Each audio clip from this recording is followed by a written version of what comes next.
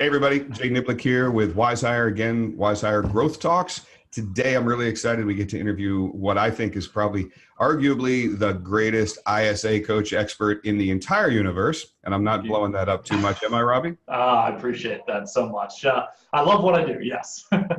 And I'll let you introduce yourself, but I not too much hyperbole there. The guy is an absolute expert. We know Growth Talks, what we're doing is talking to subject matter experts in different fields, different areas, different jobs, roles, hiring, industry, so on and so forth. Robby spends his entire week helping people understand really a whole wide variety. I'll let you talk about it more, about actual ISAs and I mean, soup to nuts from, and we'll want to go with why you want to bring them on board, but a lot of it has to do with how do you find the right ones? How do you coach them? And some very big specific. I'll let you introduce yourself because you'll do a better job of it. So, Robby, tell everybody who you are, where you're from, and what you do. Yeah, absolutely. Well, thanks again for that introduction. Robby T is what I like to call myself. My last name is Trefrethren, and it sounds like a pharmaceutical drug with none of the money, but all the problems. So that's just go by Robby T. It's so much easier. So I'm based in Fargo, North Dakota.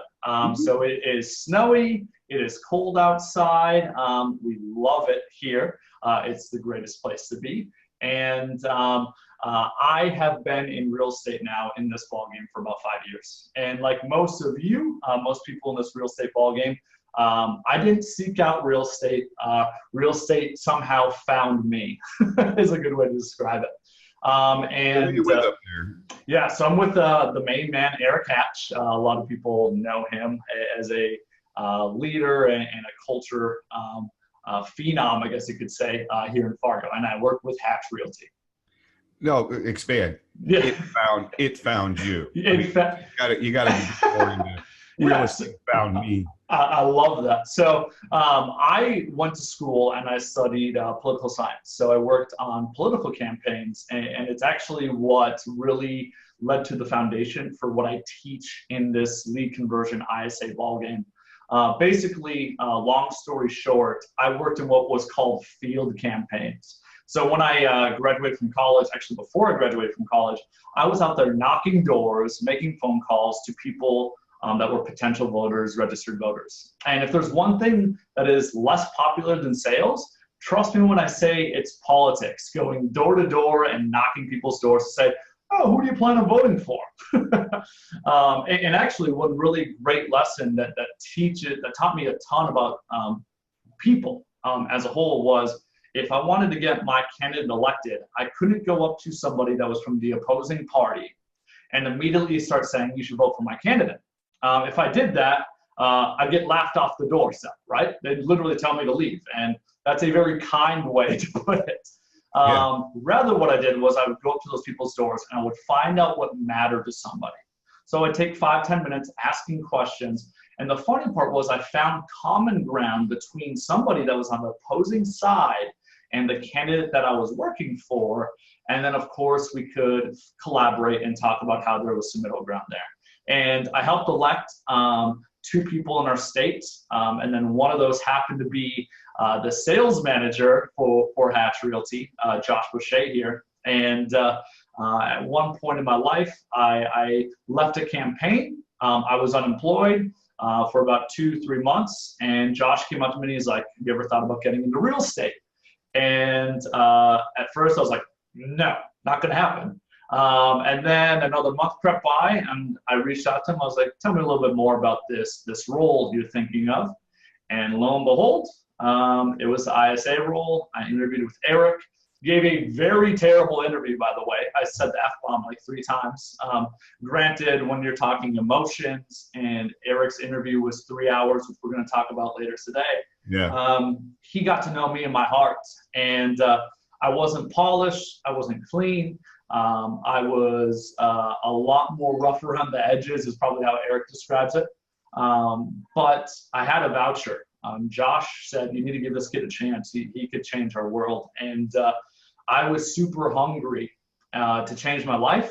We were expecting our first child, and I had to change my stars. And this was the vehicle that I was lucky enough to fall into to make that happen. So that's how real estate found me. So talk a little bit about now that you're an ISA. Yeah. There though, you got the job as an ISA, but you're not Yes. acting as an ISA now. What happened Yeah. I'll give you the brief story on that. That's a great question. So I started as an ISA, and as you probably know, 5 years ago, I think we could kind of say that nobody really knew what an ISA was. Like, it was a term, but there was really nobody doing it at a high level. And what I think really happened was when I came in, I brought such a different perspective to sales. I remember sitting down the first couple of weeks with Eric, and I sat down and I got the script book, right? We all got those. And I read through it.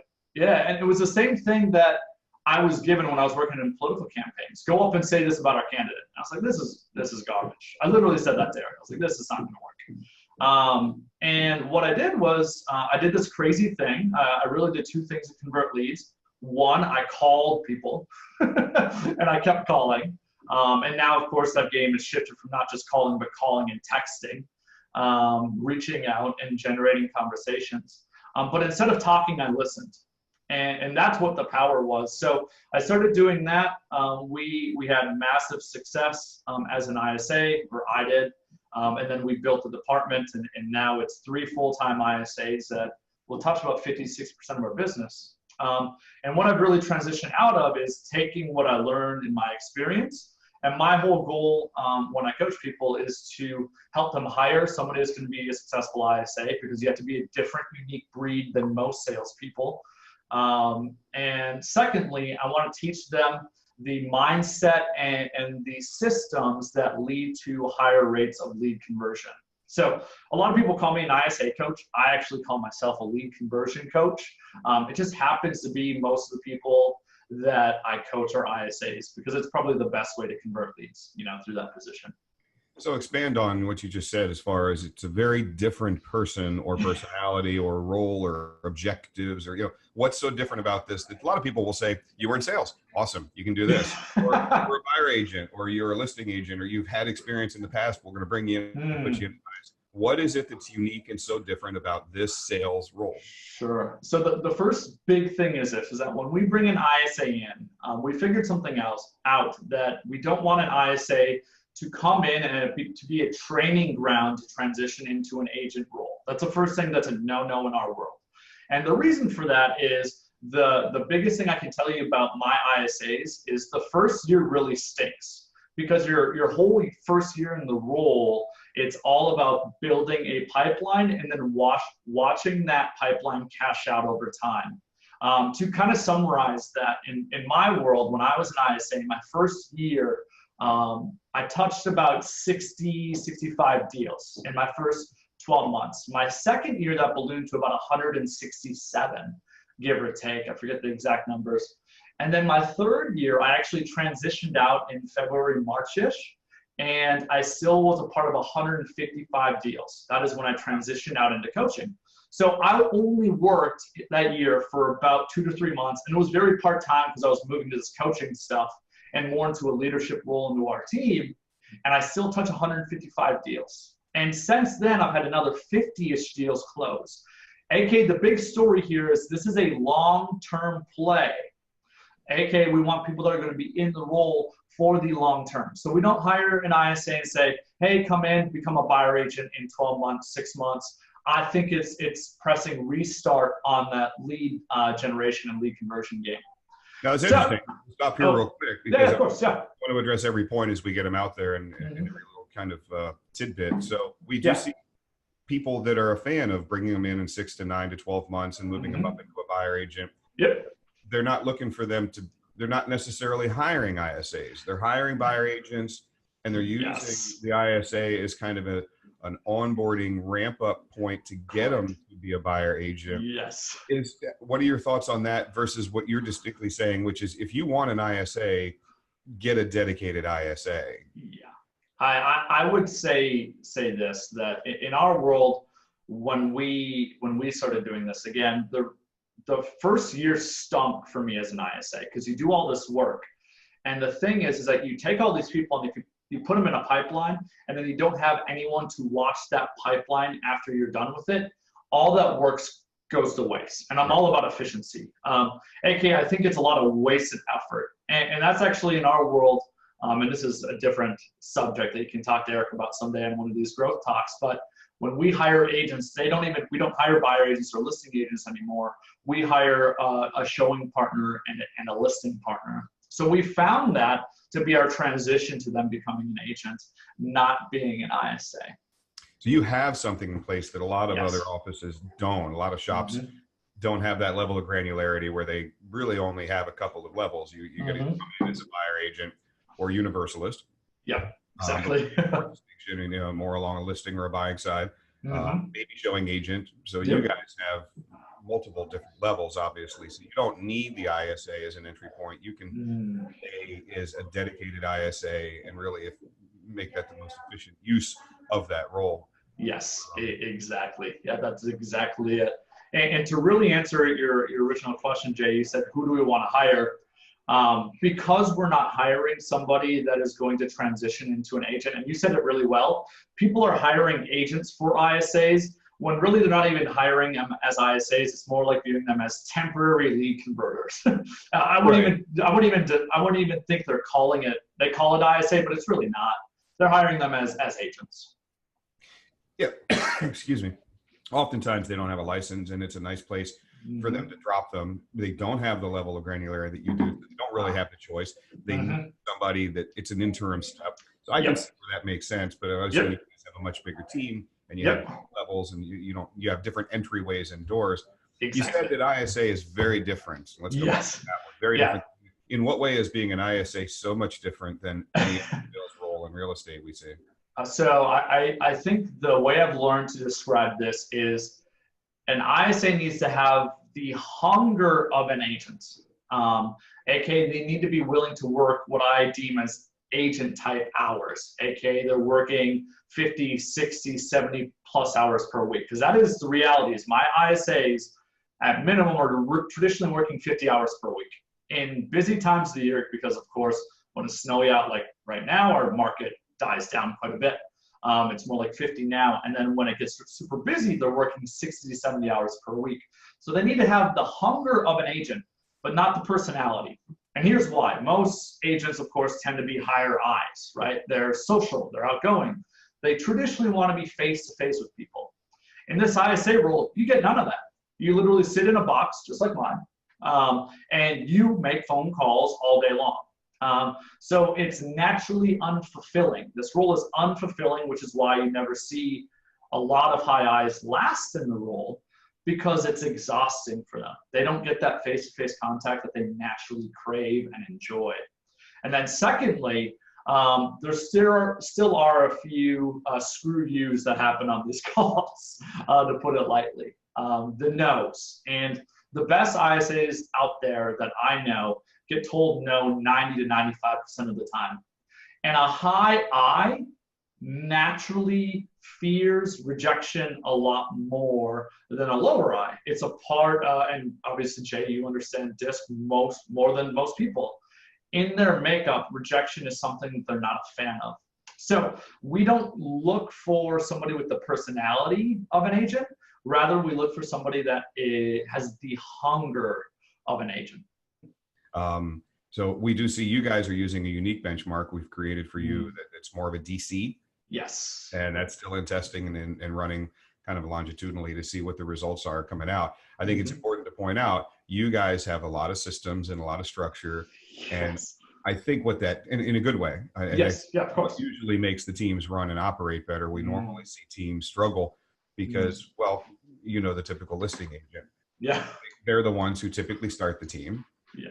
They typically aren't terribly organized and don't like to structure their own systems because they just do it. They're a much better jazz musician. So the biggest issue we see is teams starting out need to create the structure, need to create the systems and the processes. And when you reach the level that you guys have, it's interesting to see that you can afford to get an ISA that's 100% dedicated. You know, it's not an ancillary role. It's not a temporary role. And the personality of that individual is very different. Correct. Because for you guys, having that do it and repeat it over and over and over and over again. What you say about the eye is very true. If it doesn't have anything else to balance it out, if the Yes. S comes up a little bit, that can help with the consistency. If the C comes up above the line, that can help as well. Yeah. Can I point on that for a moment as well, just to add to that? I think you're 100% right. In our world, and maybe it's good for me to explain how I define ISAs. Basically, what ISAs do in our world is they take any company-generated opportunities and they take those leads and they nurture them until they're turned into an appointment. That is literally what they're doing. Now, I also include expireds, canceled, for sale by owners. I just view that as company generated. That's definitely a part of what my ISAs are doing. I just view that as a listing lead, frankly, because that's what it is. It's somebody that is further down on the funnel that needs to sell their home. So we just view it as a listing lead. So my ISAs take all that company generated business and they nurture it, follow up, stay in front of, communicate with, and take those people and nurture them until they're an appointment. Then what my agents do is they take it from appointment, and the goal in our world is to always get somebody to get some form of commitment, whether it's a buyer agency agreement or a listing agreement. And then what the ISA does afterwards, and this is where systems are super crucial, is ISAs don't just take leads and turn them into the appointment. Now they keep eyes on things afterwards, because in our world, our ISA's income is really dependent on the commission when things close. Therefore, they have a natural stake in keeping eyes on all those appointments to make sure the agents are doing the things that we know lead to higher conversion, staying in front of them, communicating with them, reminding people to show up for their appointments. So the system pieces are a lot of those little things, little check marks to make sure somebody knows to show up, and to make sure, frankly, that somebody doesn't slip through the cracks. So an ISA is a database ninja. They're reaching out, they're generating, converting, and then I kind of like to say as a joke, they're almost like Big Brother on all their appointments. They're making sure the agent doesn't let somebody go for 6 months without being spoken to.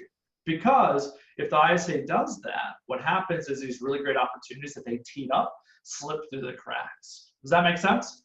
Oh, absolutely. And it's traditionally great sales technique. You know, I mean, we'll talk about this next as far as make sure you're tying the right incentives and incentivizing somebody correctly, as opposed to, you get paid for appointments set. Don't do that.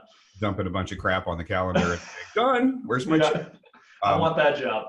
Talk to me a little bit about that incentivization. Yeah. Be people that come in and say, all right, well, we'll do it when you schedule it. And then the smarter ones say that they're not smart, but yeah, it's kind of dumb. Then they'll say, okay, well, when it's scheduled and we get a contract, and they'll detach there. So the buyer agent has them, they're good to go. I'm done. You guys put it all the way through until it's closed. Yes. So I would say 80 to 85% of my ISA's pay comes from commission. And if somebody wants, I always just say I'll talk about things privately in terms of raw numbers. But in terms of generalities, my ISA gets a small base salary every month. And that's simply because your first 6 months in this role, if you crush it, you're going to have maybe 5 closings. Because if I call you today, Jay, and get you connected with one of my agents, you're probably not going to close for 3 to 4 months. So I'm not going to get any money for that time period. And that's a tough thing to weather. So we do a small base salary. Do you titrate that at all on first year, second year, third year, based on the fact that they're going to nurture with such a long tail? No, it's straight commission based. Basically, they get a percentage on each deal that closes based on whether it's the buy or sell side. So it's not based at all. They just know, and this is what I think a lot of people go wrong with, is people create false expectations in this role quite often. We're like, come in and you're going to make 100K your first year. That's not going to happen unless your price point's ridiculous. Or making a really big base. Yeah, exactly. Unless you're paying a super big base, which I actually think is not a great idea. The incentive should be for this person to inconvenience their life. Because here's the thing, these leads, actually I'm going to backtrack for a moment. The biggest issue I see is a lot of people try to fit this role into an 8 to 5 job. I see it all the time. They want to fit into an 8 to 5 job. And that is impossible with leads. And the reason is is that we are living in a day when people don't expect to hear things back in a day or an hour. They expect you to hear back, or they expect to hear back now. Therefore, in this role, when you are on the front lines of lead conversion, you have to be willing to make the call at 8 p.m. at night. That means you got to be, and texting is huge, you got to be willing to have that texting conversation at 8 p.m. at night. AK, this role cannot be confined to 8 to 5, 8:30 to 5, Monday through Friday. My ISAs are working in office 8:30 to 5, Monday through Friday, right? And then what they do is they rotate on-call hours to be the first responder to leads from 5 to 9 p.m., Monday through Friday, and then 8:30 to 9 p.m., Saturday and Sunday. That way, if somebody wants to talk now, we're there to talk now. And that is the biggest thing that people want. And this is actually the biggest fault in the industry, is people buy so many leads, and nobody has a lead generation problem. It's always a lead conversion problem. Yeah, how to handle that. And how to handle it.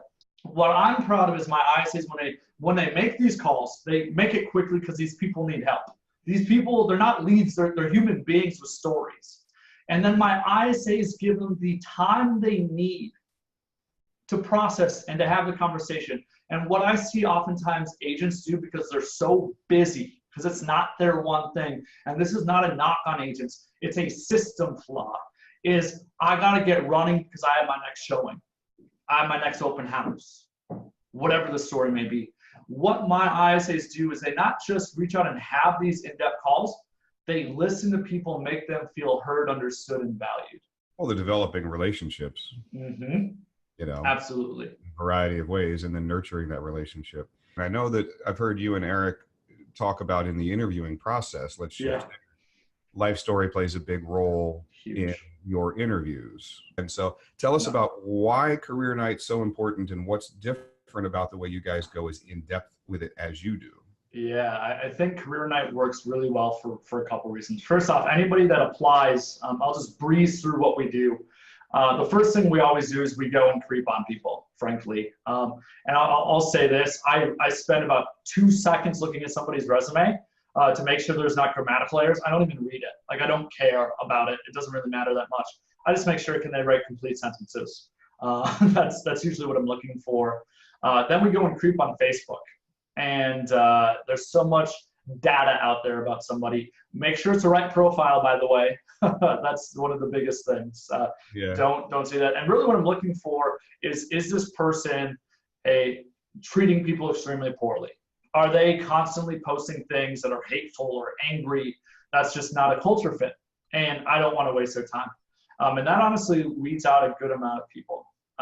So we're looking at that. We make sure that they're not treating people poorly and doing terrible things. But then they get invited to our Career Night. And it's a really good opportunity for two things. You to mass share information about the role, the standards, the expectations.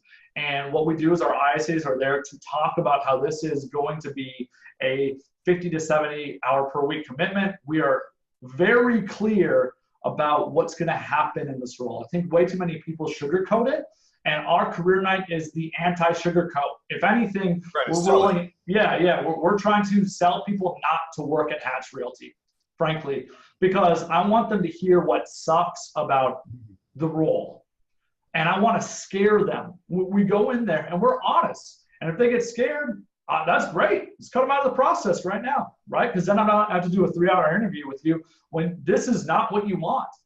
Our final interview that we do is scheduled for a 3-hour interview. And they know that. They know what they're committing themselves to. And really the first 90 minutes, and sometimes more if it takes it, is honestly learning somebody's life story. And it's as simple as this. We start with, I say, well, Jay, bring me back to when you were a little kid. How and where did you grow up? And start there. Literally life story. Story, right.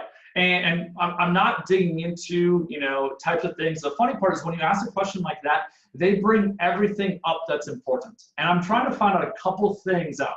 What's the best thing that's ever happened to somebody? What's the worst things that have ever happened to somebody? Okay, when have they failed? When have they succeeded? And I let them guide it, because it's crazy. You ask that question. Let's go back to when you were a little kid. How did you grow up? And the way they answer those things, you're going to see cracks. Some people are going to say that they really dislike their mom, or their mom left them, or whatever the story may be. And here's the thing. If somebody's wearing a mask, this is what they're going to do. They're not going to answer. They're going to give you very, very surface level responses. I was going to say, they're very superficial, we see. Yep, they're going to say, well, I grew up middle class and it was good.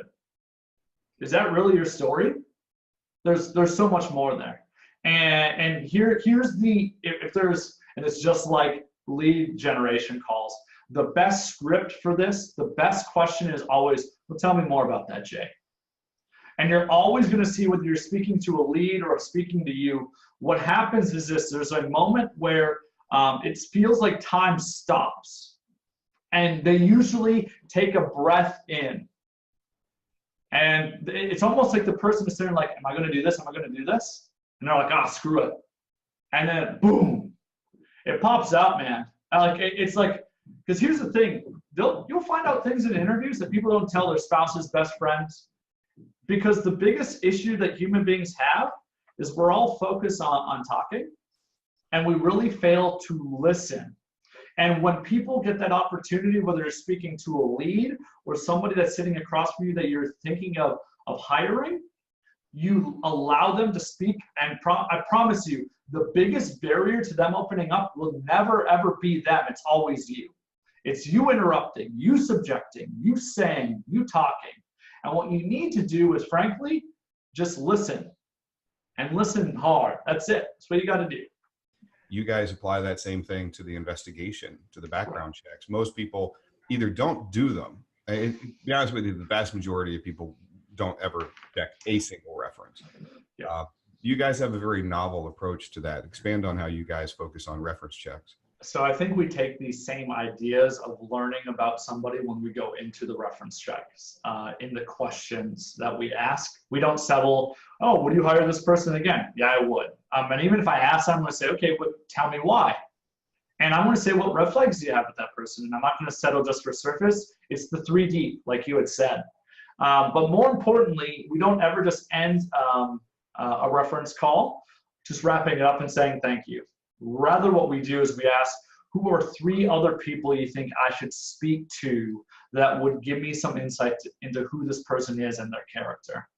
In other words, usually, right, we get 3 to 4 references from somebody, and what we're always doing is we're then actually, and it's funny you said 3 deep, but we're bringing it and we're asking those people for 3 more layers. And here's the thing, it's really funny, because who's going to put a reference on their reference check? Who's going to say bad things about them? Nobody. Yeah, exactly. Nobody. What happens is that when you go into those other layers, you find somebody who's traditionally maybe willing to give you a little more honest feedback on who they are. Interesting. Or they will refer you back down. But I want to reinforce, people, listen. You know, Robby's talking about such an inordinately high amount of effort going into picking the right individual. Pearls, wisdoms that we hadn't talked about, sage thoughts that we should have asked. I think to put a bow on all that is you either spend an unordinary amount of time up front vetting and connecting with people that you think about hiring, or you're going to spend an inordinary amount of time dealing with problems, headaches, solutions, firings, turnover on the back end. It's the whole idea of you need to slow down to speed up. And again, the biggest thing that we've learned is culture is what matters most to us. It's protecting that culture. And if people fall out of culture, by the way, not just in hiring, if somebody falls out of culture, we need to make sure that they recognize that and take steps to improve, or people will select themselves out. And you got to be willing to do that as well. You got to protect your culture at all costs, because if you don't, what is there really left to go to? So Robby, where can people go to find out more? Yeah, so there's three main things I'll point you to. First off, if you want to find me on Facebook, look up Robby T. And if that doesn't work, my last name is Trefethren. Again, pharmaceutical drug, I am sorry. Another thing, search for Leads Geeks, Leads space Geeks on Facebook. It's a group we created with a lot of top lead converters in the country, and we're sharing a lot of advice, ideas, lots of good questions, information in there. We post role plays in there. You can go check that out. Hatchcoaching.com. And then the last one is we created a podcast called the ISA Radio.com. Go check it out. We got a lot of, further conversations about ISAs and all that fun stuff there. I strongly recommend you check out all those, but the podcast stuff I've seen, and it's great educational content. And one, I just admire you guys for sharing it. I think it's awesome. Thank you. Yeah, it's, my heart is to help change this industry, because every lead that has their story heard, anytime I can help that, I know I'm spreading good in this world. So if I can help that, that's my purpose, man, is to continue that story. Robby Trefrethren. Robby T, baby. Thank you, Jay. Appreciate it. Absolutely. This was fun. We'll do it again sometime. All right, everybody. Thank you for listening in, and we'll be back again with the next Growth Talk. So thanks, Robby. Thank you. Appreciate it. Fargo, and have a good one. Thank you.